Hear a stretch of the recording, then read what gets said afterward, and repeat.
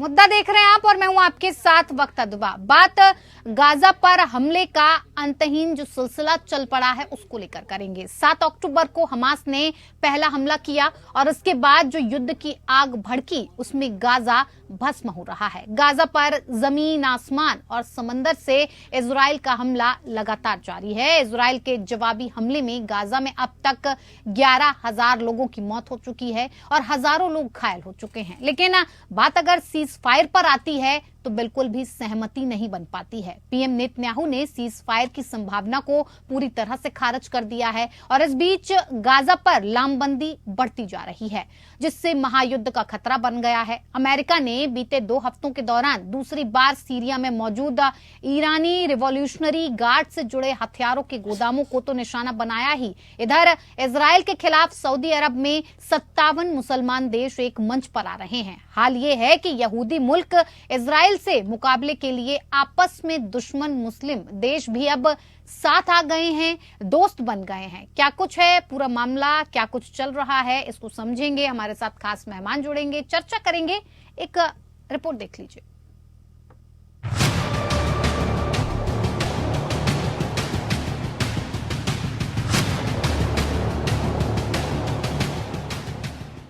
Gaza पर जमीन, आसमान और समंदर से इजराइल का हमला जारी है।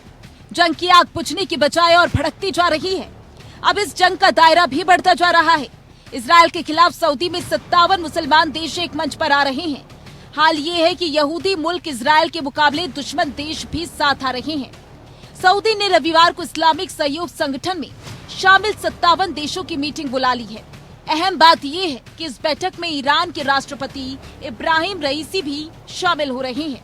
ईरान और सऊदी अरब दो धुरे पर हैं। सऊदी अरब अमेरिका का दोस्त है तो ईरान अमेरिका का कट्टर दुश्मन। ऐसे में 2012 के बाद पहली बार किसी ईरानी राष्ट्रीय अध्यक्ष का सऊदी अरब जाना नए समीकरण का इशारा कर रहा है। हमास और इजराइल के बीच चल रहे जंग ने आपस में दूरी रखने वाले इस्लामिक देशों को भी एक मंच पर ले लिया है। इस जंग में ईरान हमास के पक्ष में युद्ध में उतरने की लगातार धमकी दे रहा है, तो वहीं पूर्वी सीरिया में स्थित अमेरिका के सैन्य ठिकानों पर ईरानी समर्थित समूह की तरफ से हमले किए जा रहे हैं। इस हमले के जवाब में अमेरिका ने बुधवार को हवाई हमला किया, जिसमें सीरिया में ईरानी समर्थित समूह के कुल 9 लोगों के मारे जाने की खबर है। अमेरिका ने ये हमला ईरानी समर्थित मिलिशिया की तरफ से इस्तेमाल की जाने वाली हथियारों के गोदाम पर किया। अमेरिका ने बीते 2 हफ्तों के दौरान दूसरी बार सीरिया में मौजूद ईरानी रिवॉल्यूशनरी गार्ड से जुड़े हथियारों के गोदामों को निशाना बनाया। अमेरिका ईरान और उसके सहयोगियों को इजराइल हमास की लड़ाई को क्षेत्रीय युद्ध में बदलने से रोकने की कोशिश कर रहा है। इस वजह से वो ईरानी समर्थित ठिकानों पर हमला कर कंट्रोल कर रहा है, लेकिन इससे अमेरिका और ईरान के बीच संघर्ष बढ़ने का खतरा भी मंडरा रहा है। इस जंग में भारत दौराहे पर खड़ा है। भारत हमास के हमले के खिलाफ इजराइल के समर्थन में खड़े हैं, लेकिन वो आजाद फिलिस्तीन का समर्थन भी करता है। भारत गाजा में मानवीय सहायता भी पहुंचा रहा है, लेकिन वो हमास के आतंकवादी हमले का विरोध भी करता रहा है। इस बीच ईरान के राष्ट्रपति इब्राहिम रईसी ने पीएम मोदी पर भरोसा जताया। राष्ट्रपति इब्राहिम ने पीएम मोदी से फोन पर बात की और भारत से इजराइल हमास युद्ध रोकने की अपनी क्षमता का इस्तेमाल करने की अपील की। ईरान को भरोसा है भारत चाहे तो इस युद्ध को रुकवा सकता है, लेकिन जिस तरह से इजरायली प्रधानमंत्री ने हमास को जड़ से खत्म करने का संकल्प लिया है, उससे जंग जल्द रुकने के आसार नजर नहीं आ रहे। इजरायली प्रधानमंत्री बेंजामिन नेतन्याहू ने बुधवार को गाजा में युद्ध विराम की संभावना को फिर से खारिज कर दिया। गाजा सूत्रों के अनुसार गाजा में 3 दिवसीय युद्ध विराम के बदले में 6 अमेरिकियों सहित इस्लामवादियों द्वारा रखे गए 1 दर्जन बंधकों की रिहाई के लिए बातचीत चल रही थी, लेकिन नेतन्याहू ने इसे अफवाह करार दिया है। हमले जारी रखने का निर्देश दिया है, यानी ताजा हालात बता रहे हैं कि जंग थमने की बजाय अभी और भड़कने वाली है। Bureau report, APN news.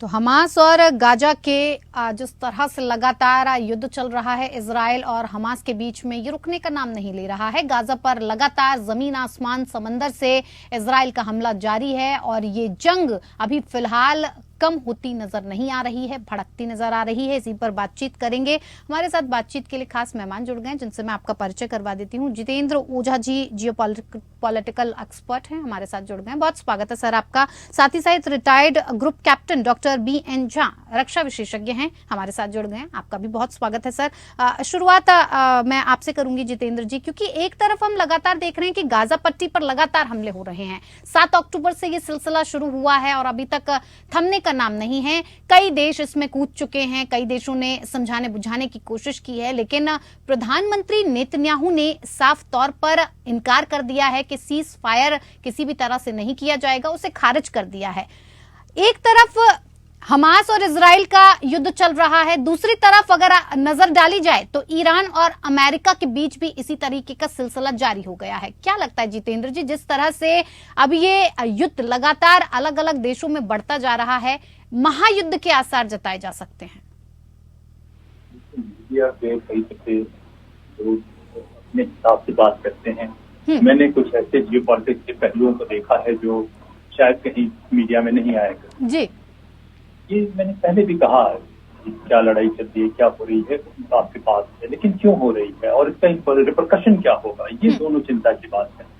और कैसे इसको रोका जा सकता है, ये देखिए मैंने पहले भी कहा कि ये एक बहुत बड़ा जियोपॉलिटिकल गेम है जिसमें इंसानों की जिंदगी की कोई परवाह नहीं की गई।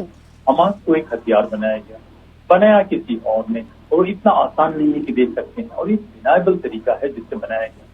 और आप देखिए कि कई दफे होता है क्या है, हम लोग कहते हैं, जहां साहब भी एग्री करेंगे कि युद्ध में स्ट्रेटेजी बहुत इंपॉर्टेंट है, और कभी स्ट्रेटेजी के भी टैक्टिक्स कहते हैं और स्ट्रेटेजी कहते हैं, और कभी हम बड़ी लॉन्ग टर्म स्ट्रेटेजी की बात करते हैं। तो देखिए टैक्टिक्स के रूप में, इसके रूप में संभव है कुछ लोगों को मार दे, कुछ कामयाबी मिल जाए, लेकिन मोसाद की फेलियर की वजह से और नेतन्याहू की कमजोरी की वजह से, उन्होंने जिस तरीके से अपने घर में इंस्टीट्यूशन को डिमोलिश करके अपने आप को मजबूत करने की कोशिश की, उससे इजरायली और बहुत लोगों को सबक सीखने की जरूरत है। हालांकि मोसाद बहुत अच्छा काम कर रहा था कि अब्राहमिक अकॉर्ड के जरिए, उसके जरिए जो है वो अपने एरिया में शांति बना रहा था, लेकिन उन्होंने सोचा कि एक पीसफुल इक्विलिब्रियम हमास के साथ या ईरान के टेरर नेटवर्क के साथ, इन लोगों के साथ चलता रहेगा। अगर आप बहुत सारे दुश्मनों से घिरे हुए हैं तो मुसीबत आने से पहले ही स्ट्रेटजी और इंटेलिजेंस की रेलेवेंस होती है कि मुसीबत आने से पहले आपसे रोक लें, तो क्यों रोके, और उसमें जो है पॉलिटिकल एजेंडा कभी हावी नहीं होना चाहिए नेशनल सिक्योरिटी के एजेंडा पे। तो ये जो है एक गलती वहां से अभी भी चल रही। देखिए ये रिपरकशन ऐसा होगा कि आपने खुद कहा कि ईरान, सऊदी अरेबिया ये सब आ गए। सवाल ये नहीं है कि कई दफे हालात आपको किसी जगह ले जाते हैं, संभव नहीं है किसी भी अरब या मुस्लिम देश में कि वो जब इतने सारे फिलिस्तीनियों की जान जा रही है तो वो इंडिफरेंट रहे, न्यूट्रल रहे, उनके लिए संभव नहीं है। अगर ये थोड़ा सा भी लड़ाई में चूक जाते हैं, नेतन्याहू से अभी इजराइल चूक जाता है कि उसको लगता है कि 200 से उसके बंधक के साथ समाज सर्वाइव कर जाता है, तो ये इनके लिए संभव नहीं है, इनके लिए बहुत दिक्कत होगी, ये एक साइकोलॉजिकल डिफीट होगा। तो ये दोनों जो है ऐसे तरीके से पहुंच गए हैं कि साइकोलॉजिकल डिफीट होगा। इजराइल अगर लड़ाई जीतता भी है, कुछ होता भी है, तभी इजराइल को बहुत ज्यादा खामियाजा भुगतना पड़ेगा। कई दफे देखे होता है क्या है कि लोग बैटल तो जीत जाते हैं, वॉर में बड़ी दिक्कत होती है। इस इजराइल की लड़ाई के बाद इजराइल को बहुत दिक्कतें होने वाली हैं। अब देखा जाए कि वो क्या स्ट्रैटेजी अपनाते हैं, क्या टेक्निक अपनाते हैं कि अगर इंटेलिजेंस होती तो एकदम पिन पॉइंटेड जाके हमास को निकाल के लेके आते तो शायद इतनी दिक्कत नहीं होती। इंटेलिजेंस कमजोर होने से कि वो हमास को पॉइंट निकाल के नहीं ले पाए, ये दिक्कत हुई। तो यहाँ पे एक टैक्टिकल फेलियर भी है और एक स्ट्रेटेजिक फेलियर भी है। और देखिए कि इसका आगे जो है लगता है कि पश्चिम के देशों के पास शायद उतना जवाब नहीं है, और सभी के लिए एक सबक है कि अगर समय रहते अपने इंस्टीट्यूशन की ताकत को अगर आप इरोड कर रहे हैं तो कुछ भी हो सकता है, और खास करके आप होस्टाइल एनवायरनमेंट में है। बिल्कुल। बीएन झा जी, जिस तरह से अभी जितेंद्र ओझा जी को आपने सुना कि कहीं ना कहीं इंटेलिजेंस उस तरह से काम नहीं कर पाई जिस तरह से पिन पॉइंट पर पॉलिटिक्स नहीं काम कर पाई, इंटेलिजेंस यानी पॉलिटिक्स भी काम नहीं कर पाई, अपने देश को वो डिवाइड कर रहे थे नेतन्याहू साहब। देखिए कि कितने लाख लोग सड़कों पे थे, तो कभी भी इंटेलिजेंस आइसोलेशन में नहीं काम करती। बिल्कुल। हाँ, तो इस तरह से जो कहा जितेंद्र जी ने, आप समझ गए होंगे, उसको लेकर अगर बातचीत की जाए तो अब लगातार इजराइल पीछे हटने के मूड में फिलहाल नजर नहीं आ रहा है। लेकिन अगर बात दूसरी तरफ से की जाए तो इजराइल के खिलाफ 57 मुस्लिम देश एक ही प्लेटफॉर्म पर इकट्ठे हो रहे हैं, एक ही प्लेटफॉर्म पर आकर बातचीत कर रहे हैं। ईरान के राष्ट्रपति पहुंच रहे हैं, जबकि सभी जानते हैं कि ईरान और अरब के बीच में कितनी बड़ा तनाव कब से चल रहा है। लेकिन इजराइल को देखते हुए ये सारे एक प्लेटफॉर्म पे आ रहे हैं। क्या लगता है कि इसके बाद क्या कुछ आगे हल निकल सकता है, या इजराइल के लिए और ज्यादा मुसीबत बढ़ सकती है, क्योंकि अब दुश्मन भी दोस्त बनते नजर आ रहे हैं? वक्ता, आप अपने आप को थोड़ा सा करेक्ट कर लीजिएगा, क्योंकि 47 मुस्लिम देश हैं और 57 OIC के मेंबर्स हैं। वो 10 ऐसे भी कंट्री हैं जो कि मुस्लिम देश नहीं है, लेकिन OIC के मेंबर हैं। देखिए, आप अभी जितेंद्र जी ने बहुत अच्छा कहा कि कैसे ये सब कुछ शुरू हुआ था, फेलियर के क्या क्या रीजन थे, लेकिन वो आज का मुद्दा नहीं है। ये जो 7 अक्टूबर को जो हमला हुआ था, उसके चाहे जो भी कारण रहे हैं, उसको किसी भी तरह से जस्टिफाई नहीं किया जा सकता है। और आप जानते हैं, जब एंटोनियो गुटेरेस ने यूएनएससी में अपना बयान दिया था कि these attacks didn't happen in vacuum, अब देखिए उसके बाद कितनी उनकी भर्त्सना हुई थी, क्योंकि यूएन का ही चार्टर है, यूएनएससी का चार्टर है, बिल्कुल क्लियर क्लॉज है कि किसी भी कारण से इस तरह के टेररिस्ट हमले जो हैं उसको जस्टिफाई नहीं किया जा सकता है। तो 7 अक्टूबर के पहले जो भी कंडीशन थी, जो भी कारण था जिसके चलते कि हमास ने अटैक किया था, वो आज के दिन में रेलेवेंस नहीं है, और वो उस दिन भी रेलेवेंस नहीं था, क्योंकि जो अटैक हुआ था वो टेरिटोरियल कॉज के लिए नहीं हुआ था, वो क्लियर जिहादी इंटेंट था। वो ज्यूज को नीचा दिखाने के लिए, उनका मनोबल तोड़ने के लिए, उनके टॉडलर्स पे, उनके बच्चों पे, औरतों पे, बूढ़ों पे पॉइंट ब्लैंक रेंज से फायरिंग की गई थी, सर काट दिया गया था, तीर दिया गया था और रेप करके जला दिया गया था। ये तो मतलब बर्बरता है, ये बर्बरता था, ये टेरिटोरियल अटैक नहीं था। इसको आप अटैक पे मत लेके जाइए, क्योंकि इससे जो आत्मसम्मान इसराइल का खोया, उसी इसराइल को ये रिजॉल्व लेने के लिए दिया कि हम हमास को धरती से मिटा देंगे।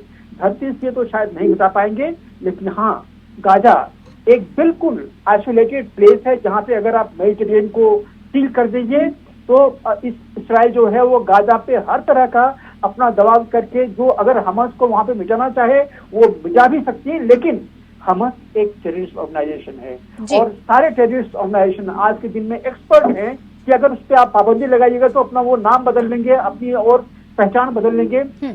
आज के दिन में ही वक्त ये रिपोर्ट्स हैं कि लगभग 40% हमास के कैडर जो हैं वो नदर्न उत्तरी गाजा से सिविल क्लॉथ पहन के वो चले गए हैं सदर्न गाजा में, और वहां पे बैठे हुए हैं, वहां पे अपना वो कर रहे हैं। तो अगर पूरी उत्तरी गाजा के हमास को आप खत्म भी कर देंगे तो भी काफी सारे हमास जो है सदर्न गाजा में है, और कल के दिन आने वाले महीनों में या वर्षों में जब सदर्न गाजा के आप हमास को मिटाना चाहिएगा, तो वही हमास के जो आतंकवादी हैं वही फिर सिविल कपड़े पहन के पैलेस्टीनियन सिविलियन पॉपुलेशन के साथ में आके वापस यहाँ पे आ जाएंगे। हाँ, एक चीज बहुत इंपॉर्टेंट है कि ये अभी जो अटैक चल रहा है हमास को खत्म करने की, ये अटैक खत्म करने के बाद अगर आप एडमिनिस्ट्रेशन अपने हाथ में ले लें, जो कि पॉसिबल नहीं है, उसमें बहुत सारे कॉम्प्लिकेशंस हैं, अगर एडमिनिस्ट्रेशन अपने हाथ में ले लें तो इन आतंकी गतिविधियों के ऊपर में आप नजर रख पाइएगा।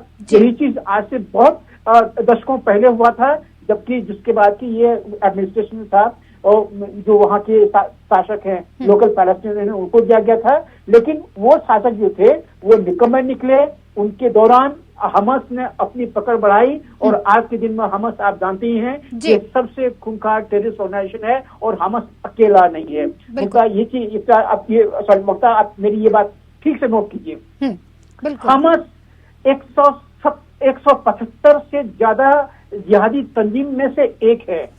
हम अभी गाजा में हमास की बात कर रहे हैं, अफगानिस्तान में देखिए तालिबान ने क्या किया है, हिंदुओं को, सिखों को पूरा का पूरा जेनोसाइड कर दिया, किसी ने छू तक नहीं किया। आज के दिन में जो बाकी जिहादी तंजीम से हैं, जैसे बोको हराम है और सब हैं, M23 हैं, ये अफ्रीका में क्या कर रहे हैं, ये जहां पे हैं वो वही काम कर रहे हैं जो हमास ने किया। कोई ज्यादा क्रूर है, कोई ज्यादा कम किया। आप औरत हैं, आप इमेजिन कीजिए कि जो यजीद के खिलाफ आईसिस ने किया था आज से 3 साल पहले, आज से 7 साल पहले, क्या ये वही चीज नहीं है जो हम फिर से यहाँ पे देख रहे हैं? तो जितने जिहादी तंजीम हैं उनकी आप ज्यादा जितनी भर्त्सना कीजिए वो कम है, लेकिन ये बात जायज है कि हमास का खत्म भी हो जाएगा तो वहाँ कोई हिजबुल्लाह आ जाएगा, वहाँ कोई और ऑर्गेनाइजेशन आ जाएगा। आगे के दिनों में इसी तरह की जिहाद चलती रहेगी। बिल्कुल। अब इस युद्ध के जरिए लगातार दुनिया को भी काफी नुकसान झेलना पड़ रहा है। देश दुनिया के जितने भी देशों की बात की जाए सब इससे गुजर रहे हैं, कहीं ना कहीं आर्थिक तौर पर भी उन्हें भुगतान करना पड़ रहा है।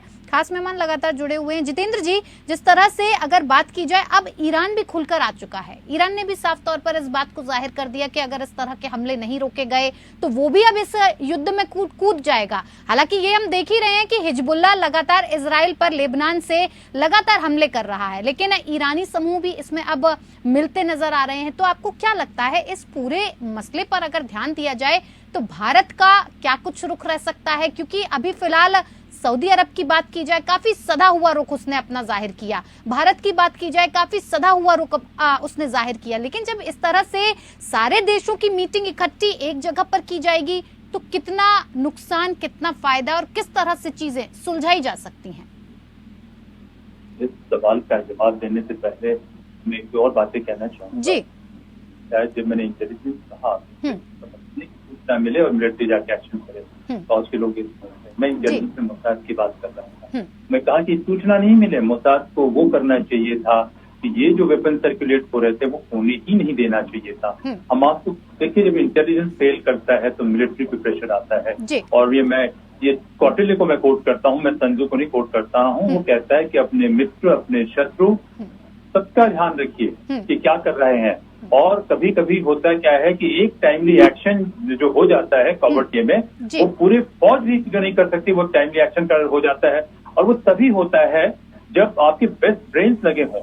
वो तभी संभव है जबकि आपके भीतर की सिस्टम इतनी मजबूत हो कि लोग मोटिवेट होकर करें। और इजराइल में हो रहा था, उसको अटैक किसने किया? उस पर अटैक किया पहला बेंजामिन नेतन्याहू ने खुद अटैक किया अपने ही देश पे। इस बात को मैं इससे नहीं कह रहा हूँ कि प्रो ये इसकी बात नहीं है, मैं समझ रहा हूँ इस बात को समझने की जरूरत है कि एक मजबूत इजराइल को जिस किस्म का खतरा था, उस किस्म को खतरे से जिस तरीके से इजराइल जूझ रहा था, जूझने की वजह थी कि उनके लोगों में बहुत एक्सेप्शनल इंटेग्रिटी थी। ये सुपरफिशियल इसकी बातों को मैं नहीं कर रहा हूँ कि छोटा सा देश सबको दुरुस्त करके रखा। दूसरा, मैंने कहा कि कभी कभी आप बैटल तो जीत जाते हैं, वॉर हार जाते हैं।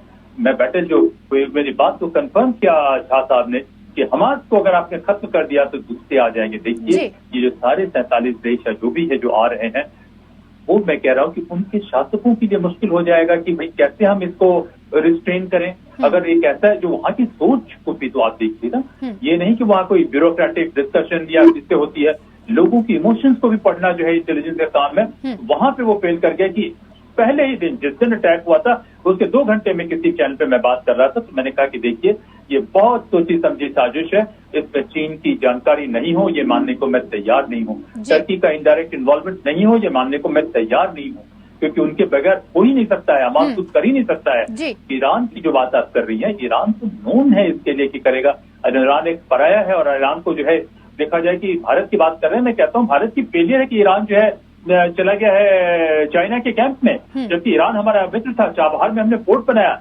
देखिए, जो इमोशन में हाय हाय करने से बात नहीं होती है। स्ट्रेटेजिक कम्युनिटी का मतलब है कि हम पूरी ईमानदारी से ऐसी बात कहें कि जनता के साथ साथ खास करके हम दोनों लोग वेटरन हैं एक तरीके से कि रिटायर हो चुके हैं, तो अपने अनुभव से अपनी जानकारी से ऐसी बात कहें कि हमारी जो पॉलिसी फॉर्मुलेटर है, जो यंग लोग काम कर रहे हैं, तो उनको भी कुछ ब्रॉड डायरेक्शन मिले। टैक्टिकल तो वो जानते ही हैं, लेकिन अपने अनुभव से बताएं। यही मैं कहने की कोशिश कर रहा था कि जो लंबा जियोपॉलिटिकल या जो भी गेम चेस है, उस चेस में बहुत एरर हुई है और हमारे तमाम देशों को सोचने की जरूरत है कि अगर ये इक्विलिब्रियम होस्टाइल है हमारे लिए, तो होस्टाइल है तो हम जो भी होस्टाइल चीजें हैं स्टिच इन टाइम सेव 9, अगर वो वाकई बढ़िया इंटेलिजेंस एफर्ट होता तो ये नौबत नहीं आती, क्योंकि इजराइल इतना खर्च करने के बाद वो भी डिप्लीट हो रहा है। अगर मान लीजिए कुछ देश अभी साथ में है इजराइल के, तो इतने सारे देश, इतने सारे फोर्सेज उसके खिलाफ चले गए हैं कि सब मजबूर हो जाएंगे। और मैं बताऊं कि इजराइल जब ध्वस्त होने की नौबत आएगी, अमेरिका उसको होने नहीं देगा, हमें पक्का पता है। इजराइल खुद भी मजबूत है, लेकिन स्थिति खराब होगी तो तथाकथित मित्र भी क्रेडिट लेने के लिए वहां पे चले जाए जिस किसी के वहां पॉलिटिकल एस्टेब्लिशमेंट है। तो ये देखिए, आज की तारीख में वॉर या सिक्योरिटी सिर्फ मिलिट्री या वायलेंस इस तरीके ये करते हैं, आपको बहुत चीजों को एक साथ देख के असेस करने की जरूरत है। और यही मैं कहने की कोशिश कर रहा हूं कि देखिए, ये चीजें इतनी आसान, इमोशन, डिस्कशन, रूल, भाई किसी कहीं दुनिया रूल पे नहीं चलती है, तो अभी थोड़ी रूल की बात करते हैं। जहां अंतर्राष्ट्रीय में ताकत का कोई भी तरीका मिलता है तो सब करने को तैयार है। खास करके जो चाइना जैसे देश जो कभी किसी रूल में विश्वास ही नहीं करता, वो तमाम ऐसी चीजों को मजबूत कर रहा है जबकि अपना डोमेस्टिक सिस्टम ठीक करके रखे हुए है। तो ये तमाम डेमोक्रेसीज को इससे ध्यान देकर सीखने की जरूरत है और अलर्ट रहने की जरूरत है। बिल्कुल बीएन झा साहब, देखिए लगातार ईरान इस बात को दोहरा रहा है, कहीं ना कहीं उसे इस चीज का यकीन है कि इजराइल और भारत की जो दोस्ती है, बेंजामिन नेतन्याहू के बीच में जो उनका कनेक्शन है वो काफी गहरा है। ऐसे में अगर ईरान इस बात की अपील बार बार भारत से कर रहा है कि अगर भारत चाहे, मोदी सरकार चाहे तो कहीं ना कहीं इस युद्ध को रुकवा सकती है, क्या लगता है आपको? ईरान को जो इतना भरोसा है और उस चीज की वो अपील इस बात को लेकर कर रही है कि ये जो पूरा मसला चल रहा है ये सिर्फ भारत ही रोक सकता है, ये अगर इतनी बड़ी बात ईरान की तरफ से कही जा रही है तो क्या भारत के ऊपर इस तरह की ये बड़ी चुनौती साबित नहीं होगी? मैं इस सवाल का जवाब दूं छोटा सा, झा साहब मुझे माफ करें जी जी। मैं देखिए, भारत एकमात्र ऐसा देश है जिसकी दोस्ती मुसलमान देशों के साथ भी है और इजराइल के साथ भी जी। और हमारी बहुत पुरानी दोस्ती ईरान के साथ है। बाकी वो हमें कह रहे हैं क्योंकि हमारी दोस्ती उनसे भी है, लेकिन जैसा हमने पहले कहा कि बहुत मुश्किल है बेंजामिन नेतन्याहू जी के लिए युद्ध को रोकना। Sorry sir, you please go ahead. जी धन्यवाद जी। देखिए ये इतना आसान नहीं है जो ऑप्टिक्स आपको दिख रहा है, जो ईरान कह रहा है। कल के दिन में मलेशिया ने कहा था जी।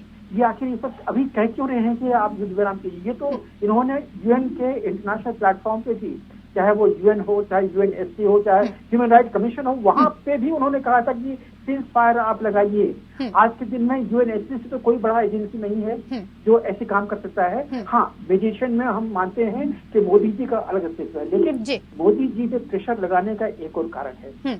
वो सब जानते हैं कि एक एक वार जो हमास पे पड़ रहा है, हमास जिहादी ऑर्गेनाइजेशन है, हमास समूल वहां पे नष्ट होने वाला है गाजा में, और ये चोट हमास पे जो पड़ रही है उसका दर्द हो रहा है किसको?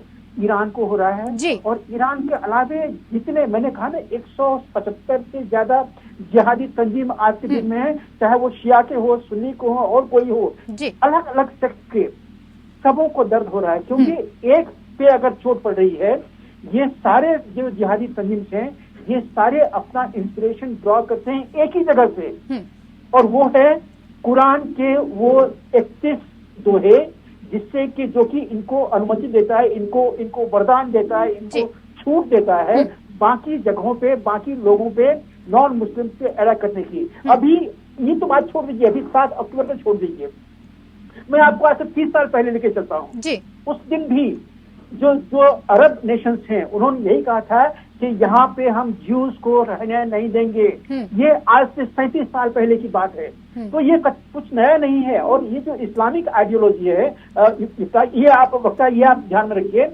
आज के दिन में हो सकता है कि ईरान हमारे साथ में है, कोई और कंट्री हमारे साथ में है, लेकिन जब कश्मीर की बात आती है, आपने देखा है ना, वो सीधा वो पाकिस्तान और इस्लामिक कॉज चले जाते हैं। उस समय में इंडिया उनका फ्रेंड नहीं होता है। तो ये जान लीजिए, ये इस्लामिक कंट्री जब तक आप इनके हित को आप हवा दीजिएगा या कॉल कीजिएगा, सर्व कीजिएगा, ये आपके साथ हैं। जिस दिन इसकी हित जहाँ पे आपसे टकराती है वो अपने इस्लामिक कंट्रीज के साथ में जाएंगे, इसमें कोई दो राय नहीं। ये तो साफ तौर पर कहा जा सकता है कि ये काफी पुराना मसला है, अभी का नहीं है, लेकिन जिस तरह से ये आग सुलगती जा रही है कहीं ना कहीं ये बहुत बड़ी बात है। जी बिल्कुल ओझा साहब, 10 सेकंड के अंदर मैं ये कहना चाहता हूँ कि देखिए, हम मुस्लिम को नहीं कहें, मैं क्योंकि बहुत सारी बिहेवियर बायोलॉजी, एवोल्यूशनरी साइकोलॉजी, बहुत सारी चीजें पढ़ते हैं, सिविलाइजेशन हिस्ट्री, सारी चीजों की बात। देखिए, ये जो जेनोफोबिया है वो जो और प्री इस्लामिक अरबिया थी तो वहां पे थी उसके पहले से, क्योंकि हमारा बिहेवियर, हमारा आउटलुक अचानक नहीं आता है, वो इवॉल्व होता है। तो इत्तेफाक से इस्लाम के आने के बाद वो आउटलुक चलाया। बहुत लोगों का कहना है कि इंसान 2 किस्म के होते हैं, tournament species and pair bonding species. कहाँ इंसानों से कैसे आए, किस तरीके से बहुत सारे होमिनिड स्पीशीज एक साथ आए। तो वॉट एवर इट इज, जो इनसिक्योरिटी एंग्जाइटी थी तो वो बातचीत थी। दुर्भाग्य से जब इस्लाम आता है उस एरिया में, तो इस्लाम आने के बावजूद उन्होंने इन तमाम चीजों को इसमें लाया और लाने के बाद इसको स्प्रेड कर रहे हैं। लेकिन फिर भी मैं कहता हूँ कि बहुत से मुस्लिम देश अभी भी हैं, सब कुछ होने के बाद कश्मीर पे हमारे साथ हैं। कुरान को बिल्कुल नहीं कहना है। और सॉरी झा साहब, बहुत से मुसलमान आज भी हिंदुस्तान में हैं जिनकी वतन परस्ती बहुत सारे हिंदुओं से भी अच्छी है। ये हमारी ताकत है और उसमें भी दोस्त हैं हमारे, ऐसी बात नहीं है। हमें कुरान को बिल्कुल नहीं कहना है। कुरान बहुत से कुछ अच्छी चीजें लाने की कोशिश कर रहा था और ये चीजें थोड़ी गड़बड़ हो, नहीं, not at all. We should not blame Quran, this what I am saying. Quran को डिस्टॉर्ट कर दिया गया है, ये दूसरी बात है। ठीक है, झा साहब और ओझा साहब आपको बहुत बहुत धन्यवाद। तमाम इस पर विस्तार से चर्चा के लिए क्या कुछ सॉल्यूशंस निकल सकते हैं, इस पर बातचीत के लिए आप दोनों का ही बहुत बहुत धन्यवाद। मुद्दा में फिलहाल इतना ही। नमस्कार।